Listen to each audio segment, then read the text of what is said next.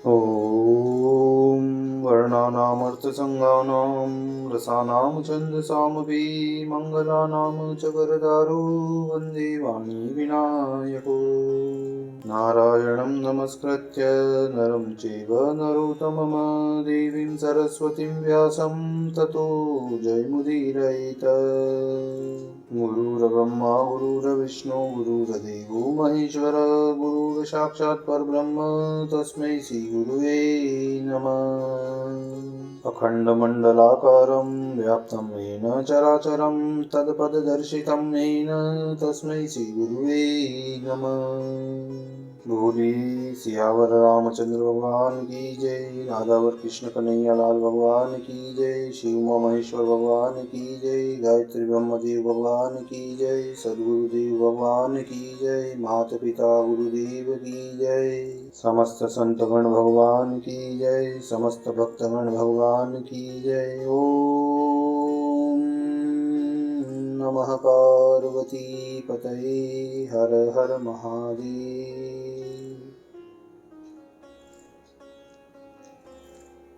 तो मित्रों और आप सभी श्री मार्कंडी पुराण के श्रेष्ठ रसिक जनों श्रोतागणों, अब तक हमने श्री मार्कंडी पुराण की कथा को नियमित रूप से क्रमबद्ध रूप से श्रवण किया है, कीर्तन किया है, मनन किया है, भजन किया है।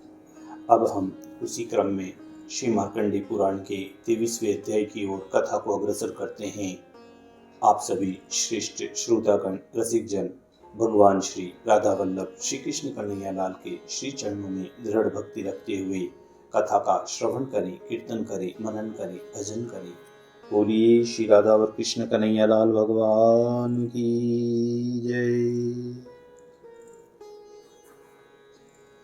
तो सुमति अपने पिता से कहते हैं कि हे पिताजी।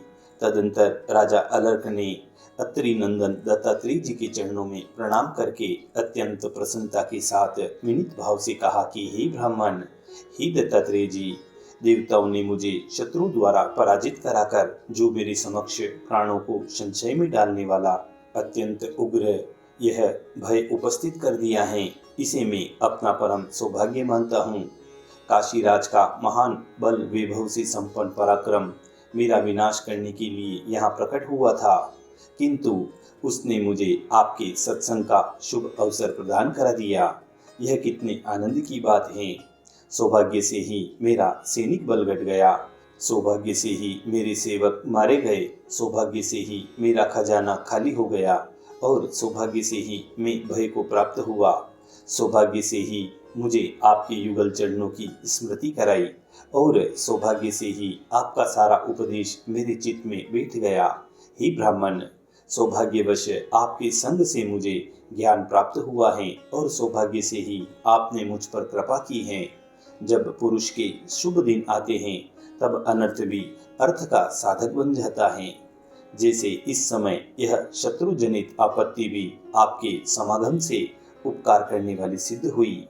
हे भगवान, भाई सुबाहु तथा काशीराज दोनों ही मेरे उपकारी हैं, जिनके कारण मुझे आपके समीप आने का सौभाग्य प्राप्त हुआ। आपके प्रसाद रूपी अग्नि से मेरा अज्ञान और पाप जल गया। अब मैं ऐसा यत्न करूंगा जिससे फिर इस प्रकार दुख का भागी न बनूं। आप मेरे ज्ञानदाता महात्मा हैं, अतः आपसे आज्ञा लेकर मैं गृहस्थी आश्रम का परित्याग करूंगा, जो विपत्ति रूपी वृक्षों का वन है। तब दत्तात्रेय जी कहते हैं कि हे राजेंद्र, हे अलर्क, जाओ, तुम्हारा कल्याण होगा। मैंने जैसा तुम्हें बताया है उसी के अनुसार ममता और अहंकार से रहित होकर मोक्ष के लिए विचरण करो। तब सुमति अपने पिता से कहते हैं कि हे पिताजी, दत्तात्रेय जी के योग कहने पर राजा अलर्क ने उन्हें प्रणाम किया और बड़ी उतावली के साथ वे उस स्थान पर आ गए जहां उनके बड़े भाई सुबाहु और काशीराज मौजूद थे। महाबाहु वीरवर काशीराज के निकट पहुंचकर अलर्क ने सुबाहु के सामने ही हंसते हुए कहा कि राज्य की इच्छा रखने वाले हे काशीराज, अब तुम इस बढ़े हुए राज्य को भोगो, अथवा यदि तुम्हारी इच्छा हो तो भाई सुबाहु को ही दे दो। काशीराज ने कहा, हे अलर्क, तुमने युद्ध के बिना ही राज्य क्यों छोड़ दिया? यह तो क्षत्रिय का धर्म नहीं है और तुम क्षत्रिय धर्म के ज्ञाता हो। जब अमात्य वर्ग पराजित हो जाए तब राजा स्वयं ही मृत्यु का भय छोड़कर अपने शत्रु को लक्ष्य करके बाण का संधान करें और उसे जीतकर इच्छा अनुसार श्रेष्ठ भोगों का उपभोग करें। साथ ही परम सिद्धि के लिए बड़े बड़े यज्ञों का अनुष्ठान भी करता है। तब अलर्क राजा बोले कि हे वीर, तुम्हारा कथन ठीक है। पहले मेरे मन में भी ऐसे ही विचार उठते थे, किंतु अब मेरी विपरीत धारणा हो गई है। इसका कारण सुनो। हे नरेश्वर, तुम्हारे भय से अत्यंत दुख पाकर मैंने योगीश्वर दत्तात्रेय जी की शरण ली और उनकी कृपा से अब मुझे ज्ञान प्राप्त हो गया है। समस्त इंद्रियों को जीतकर तथा सब ओर से आसक्ति हटाकर मन को ब्रह्म में लगाना और इस प्रकार मन को जीतना ही सबसे बड़ी विजय है। अतः अब मैं तुम्हारा शत्रु नहीं हूँ, तुम भी मेरे शत्रु नहीं हो तथा ये मेरा भाई सुबाहु भी मेरे अपकारी नहीं है। मैंने इन सब बातों को अच्छी तरह समझ लिया है। अतः हे राजन, हे काशीराज, अब अपने लिए तुम कोई दूसरा शत्रु ढूंढो। अलर्क के यूं कहने पर राजा सुबाहु अत्यंत प्रसन्न होकर उठे और धन्य है इस प्रकार कहकर अपने भाई का अभिनंदन करने के पश्चात वे काशीराज से इस प्रकार बोले कि हे नृपश्रेष्ठ, मैं जिस कार्य के लिए तुम्हारी शरण में आया था वह सब पूरा हो गया। अब मैं जाता हूँ, तुम सुखी रहो। काशीराज ने कहा, हे सुबाहु, तुम किस लिए आए थे और तुम्हारा कौन सा कार्य सिद्ध हो गया, यह बताओ। मुझे तुम्हारी बातों से बड़ा कौतूहल हो रहा है। तुमने मेरे पास आकर कहा था कि मेरे बाप दादाओं का बहुत बड़ा राज्य अलर्क ने हड़प लिया है, वह उसने जीत कर मुझे दे दो। तब मैंने तुम्हारे भाई पर आक्रमण करके यह राज्य अपने वश में किया। यह तुम्हें कुल परंपरा से प्राप्त है, अतः इसका उपभोग करो तुम।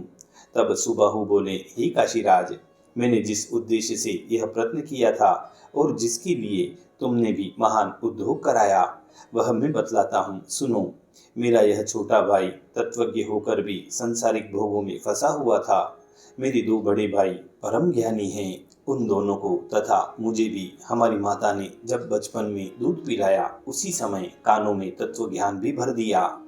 मनुष्य मात्र को जिसका ज्ञान होना चाहिए वे सभी पदार्थ माता ने हमारे सामने प्रकाशित कर दिए, किंतु यह अलर्क उस ज्ञान से वंचित रह गया था। हे राजन, जैसे एक साथ यात्रा करने वालों में से एक को कष्ट में पड़ा देखकर साधु पुरुषों के हृदय में दुख होता है, उसी प्रकार इस अलर्क को गृहस्थ आश्रम में मोह में फंसकर कष्ट उठाते हुए देखकर हम तीनों भाइयों को कष्ट होता था, क्योंकि यह इस शरीर का संबंधी जो है और इसके साथ भाई की कल्पना जुड़ी हुई है। तब मैंने सोचा दुख पड़ने पर ही इसके मन में वैराग्य की भावना जागृत होगी, अतः युद्ध के लिए तुम्हारा आशय लिया।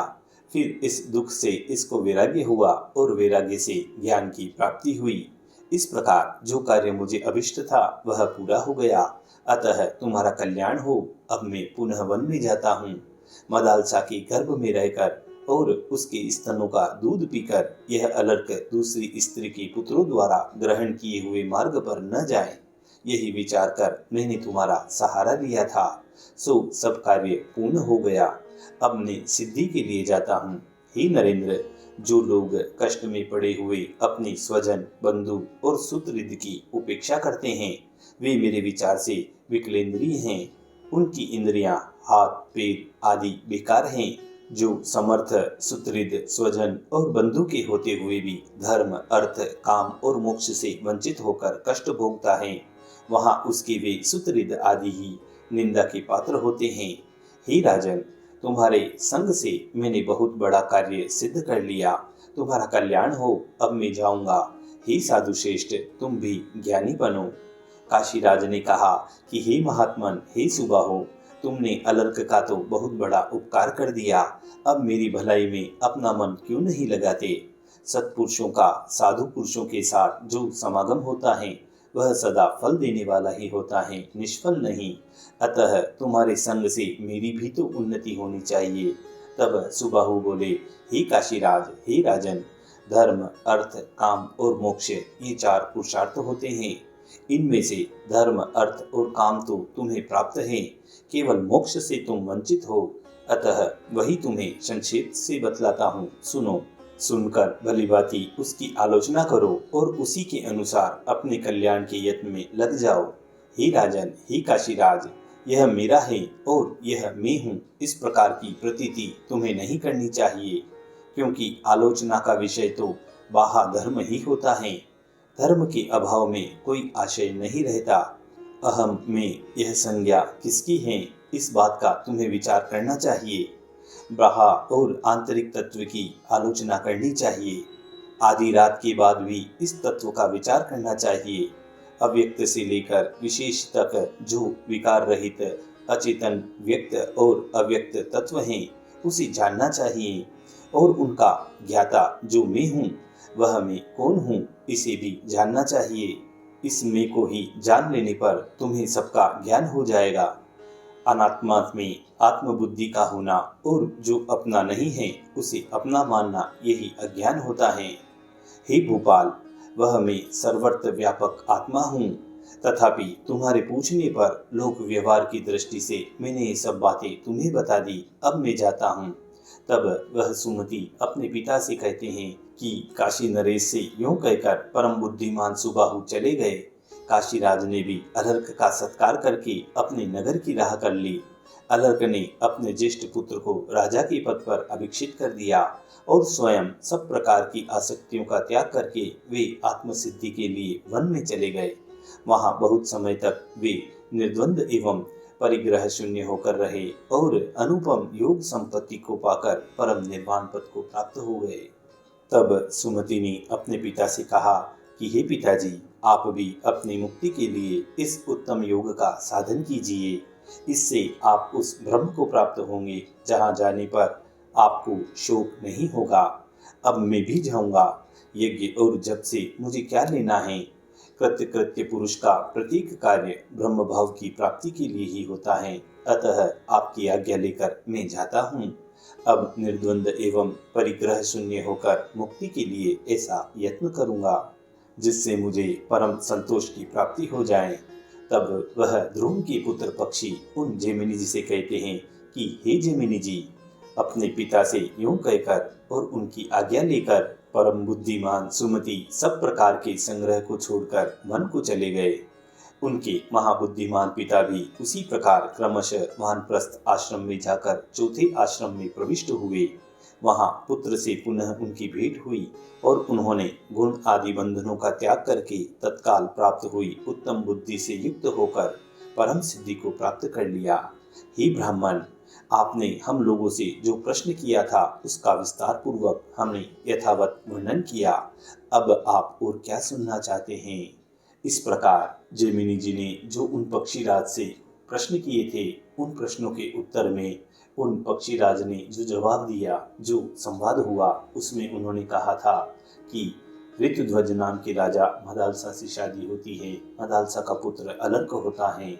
अलर्क चौथा पुत्र होता है। 3 भाई जो तत्व ज्ञान लेकर वानप्रस्थ जाते हैं, अलर्क राजा बनते हैं। उसके बाद अलर्क भी जब काशीराज की तरफ से उनके भाई सुबाहु की तरफ से आक्रमण होता है तो वो भगवान दत्तात्रेय जी के पास जाते हैं।